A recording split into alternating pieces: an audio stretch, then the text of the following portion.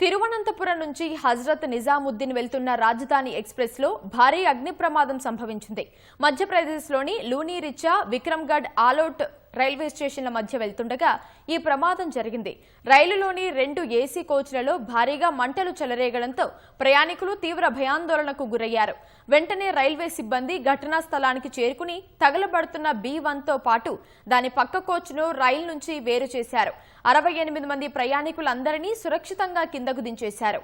ఈ ప్రమాదంలో ఎవరికీ ఎలాంటి గాయాలు కాలేదని, ప్రాణ నష్టం తప్పిందని అధికారులు నిర్ధారించారు. మంటలు మరింత వ్యాపించకుండా ఉండేందుకు వెంటనే విద్యుత్ సరఫరా నిలిపివేశారు. ఈ ప్రమాదంతో ఢిల్లీ, ముంబై లైన్లో వెళ్లాల్సిన రైళ్ల రాకపోకలు 2.5 గంటల పాటు నిలిచిపోయాయి. త్వరలో రైల్వే సెక్షన్ను పునరుద్ధరిస్తామని West Central Railway Kota division అధికారులు తెలిపారు. అగ్ని ప్రమాదానికి గల కారణాలపై దర్యాప్తు జరుపుతున్నట్లు రైల్వే శాఖ వెల్లడించింది.